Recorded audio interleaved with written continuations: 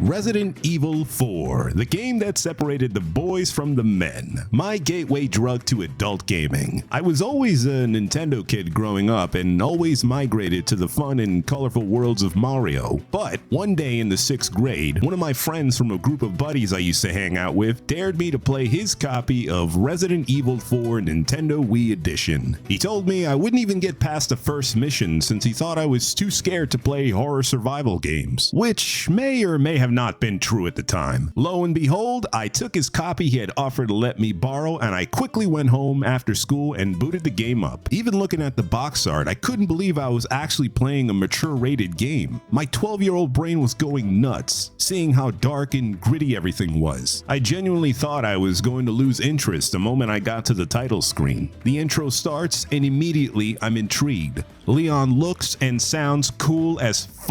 What an absolute badass from the moment you see him step foot in the old ruined house. For years, I always thought Resident Evil 4 was a perfect game. It needed no changes, and I was actually okay with the million releases on every single platform you could possibly own Resident Evil 4 on. But as time went on, you could see how the 2005 title was starting to age a bit, and it was getting more and more difficult to recommend this classic to people, since the number one thing they noticed when they played was, why can I not move while shooting? Certain aspects of the gameplay and story started to show its age, and more I was opening up to the idea of a modern remake. The scary thing about remakes, reboots, and remasters is that they can always be a hit or miss. You never know if the developers are going to follow the source material and stay true to the game's original vision, or change it up too much to the point where it should be considered its own thing. Capcom's track record with the Resident Evil 2 remake gave me faith that they would do an excellent job, but the Resident Evil 3 remake was a little concerning. Even though there were slight changes to both remakes in terms of the story and pacing of the game, I think both remakes are fantastic. Many people, including myself, hold Resident Evil 4 dear and close to our hearts. It's the game that massively had an impact on me all these years and essentially led me to trying new games and simply loving the Resident Evil franchise as a whole. Capcom had one job: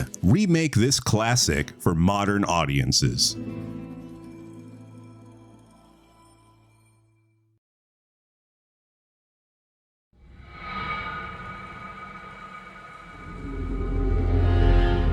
Almost 2 years later, the world was blessed with the release of the survival horror title Resident Evil 4 on March 24, 2023. Up until this point, I remember obsessively rewatching many of the trailers leading up to the release and trying to keep my expectations in check. After all, with little to no room to mess up, Capcom had to deliver with the RE4 remake since fan expectations were high.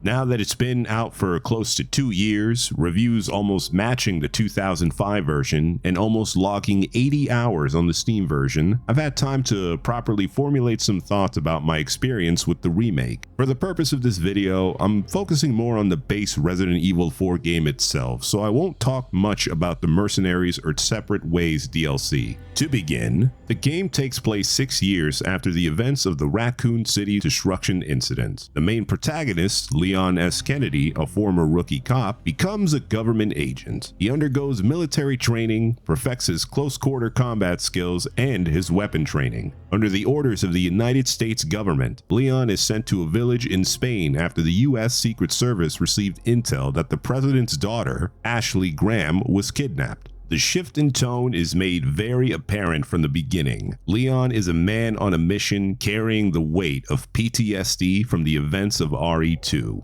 The fear and dread of the unknown starts to settle in as you walk through the woods.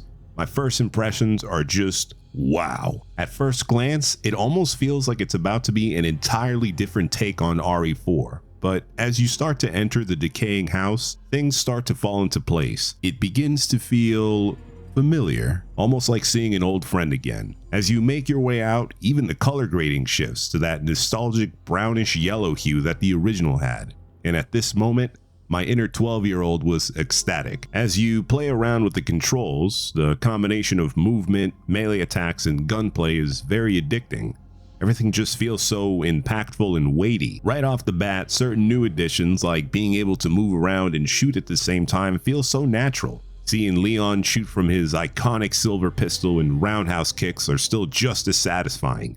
Even his suplex feels stronger. Listening to the villagers scream those iconic lines at you in Castilian Spanish now instead of the Mexican dialect of the original is also a nice touch. It makes sense since you are in Spain after all. Also, a new addition to the RE4 remake is parrying, which is by far my favorite type of mechanic in any game I play. Something about timing certain hits at the perfect frame and being at an advantage to attack is really nice. Player reflexes are rewarded nicely in the RE4 remake. The briefcase organization system also returns. You can bind weapons to the directional pad now for faster on-the-fly switching, or you can use the legacy method, which means momentarily pausing the game to give yourself a moment to think and equip a weapon to return. I used to take my sweet time organizing everything in the original, and I'm glad the system is back in the remake. Capcom managed to perfectly recreate this without compromising any new additions for newer players. It makes me happy that they took small details into consideration. It really shows that they care. Upon arriving to the village, Leon is greeted with a warm welcome from the villagers, and the insanity begins.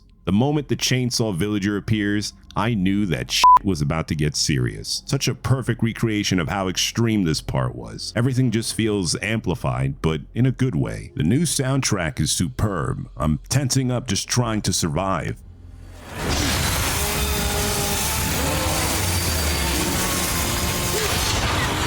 Keep in mind that every little thing I've spoken about is the meticulous attention to detail that I'm actively looking for as I'm playing the game. The atmosphere, the soundtrack, the direction of the story, the mechanics. I'm examining this carefully under a microscope.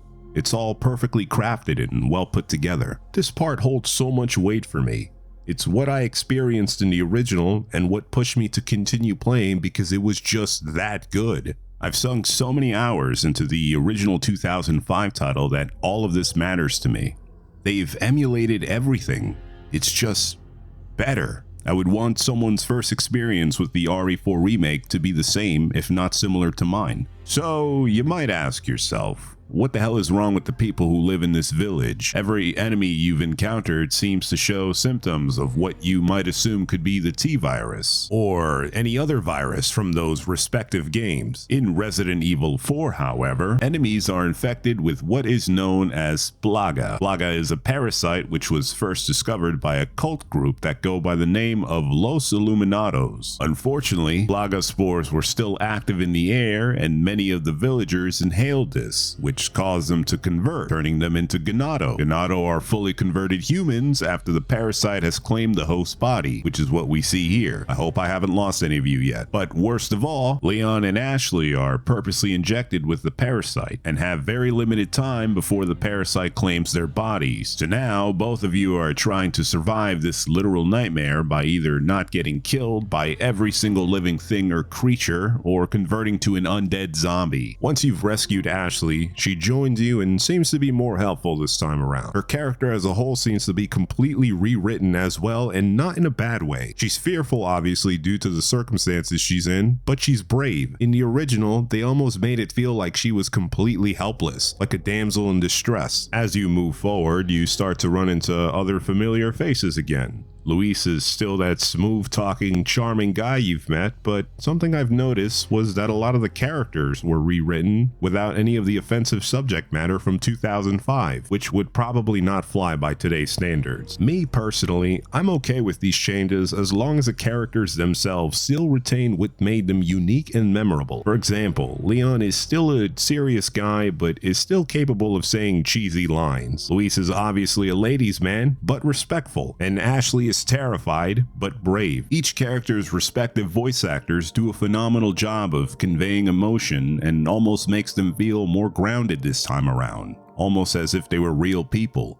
Leon, Ashley, and Luis all come to mind, but after multiple playthroughs, and especially after the honeymoon phase has worn off, I will note that some characters in particular that I thought would grow on me unfortunately just haven't. I understand that the RE4 remake's narrative is a lot darker, and I don't think their voice actors specifically did a bad job. I assume it's more so the vocal direction Capcom chose with them. I'm also aware of the online discourse that RE fans have had with Ada specifically, and I can understand why. Ada to me just sounds completely off. She doesn't give off this undercover spy persona. It sounds like she's just there intervening casually. Sadler doesn't sound as menacing as he did before, and Krauser sounds like an edgy 12-year-old. Thankfully, the merchant still sounds cool and retains his iconic lines, and Salazar is even creepier, which I feel suits him better. That's just the way things go. The shift in tone will result in that some characters will be a little different. It is a remake after all. It's a little disappointing considering how they were able to successfully translate some of them well enough, but it's more of a minor nitpick on my end. It doesn't detract from the experience itself. These characters are still likable even if their impact on me personally felt flat. Throughout all of my playthroughs of the remake, it's obvious that some things were changed around and how certain characters' presence plays a role throughout this story. I'm looking at this without the bias from the original. If I let go of the nostalgic attachment, I can see how this take on RE4 Remake is solid from the eyes of someone who's never played Resident Evil 4. All of the characters and some of their respective traits are still here, and I'm glad they're at least respecting a lot of what made the original so great. It's always my biggest worry with remakes. Changing things for the sake of changing them isn't always a good thing, but they understand that, which helps. Another thing I've noticed is how beautiful this game looks. A lot of the common areas you visit are densely packed. The village, castle, and island, for example, all look and feel like real locations now. It all feels seamless too. Usually I expect a loading screen when entering a new section, but Leon just moves on to the next location, which is a good thing since it doesn't disrupt the momentum while simply playing the game. The art direction and the overall vibe is great. Things look abandoned and worn down in the village area, and the castle itself feels like an actual king is living here. It's beautifully decorated. I had to take a moment to stop my own gameplay just to be wowed by the interior design of this specific room. The presentation of the game is wonderful. I almost can't believe it exists, especially considering how often I replayed the original, and so many of the environments are ingrained into my memories. It exemplifies how beautifully dark this game is, both graphically and narratively. Gameplay wise, this game is fucking brutal. For my first playthrough, I purposely selected hardcore to give myself a little challenge and to extend this game for as long as possible. That first impression to me is everything. I know, I'm insane, but hear me out. It's the most visceral experience I've had in a video game in a long time. The level of detail I've seen in the blood and guts just spewing out from every infected thing or creature you kill is ridiculous, and I mean this in a good way. I'm grossed out for sure, but someone at Capcom was definitely having a little too much fun. Alongside all of this, there's many instances of me dying to hordes of zombies and still wanting to continue, still wanting to beat the game. This section in particular with the double Garradors honestly wanted to make me rip my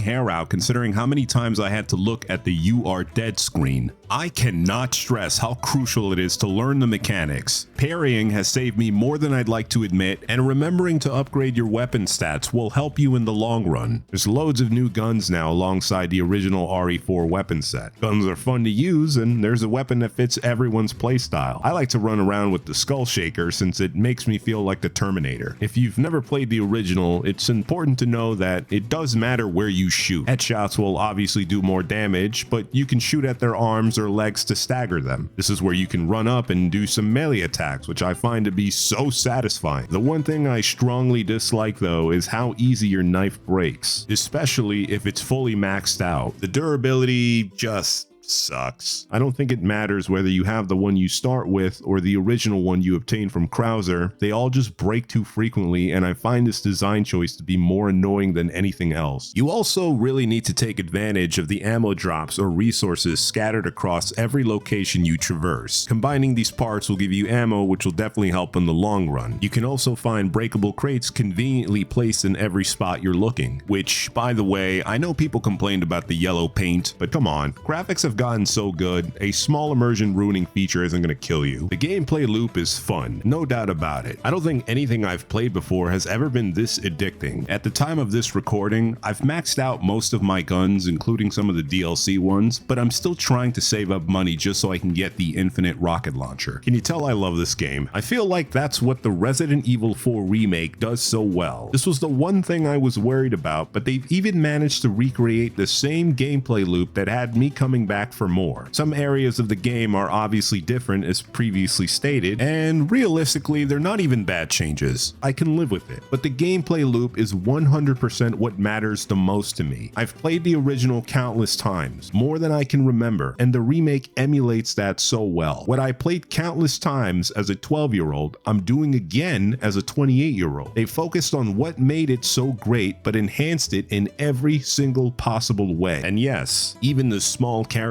changes, the new voice actors, slight story differences, and despite the knife durability annoying me, even using your knife for combat is fun, something the original didn't even have. The point is, this game is fantastic. We're nearing the 2-year mark since the release of the remake, and there's obviously way more that I can nerd out about, but I'd just be repeating what others have already stated about this masterpiece of a video game. It's held to the highest standards, it's gotten amazing reviews, it's still talked about almost 20 years later. There's a million things we know about it already. It's everyone's unique experience that they've had with it. It's Resident Evil 4. Capcom understood what made it great and carefully designed and reconstructed this from the ground up. It's what made fans of this specific title and their inner child happy. Even though we shouldn't have been playing this at that age, it just goes to show how well it stood the test of time. I'm a huge Resident Evil fan because of this game. It was the literal butterfly effect for me to try out new games that weren't strictly family friendly. Take note from me, someone who would be willing to make a video just passionately talking about how much I love this game. Seriously, if you haven't played the remake, give it a try. You are definitely in for a treat.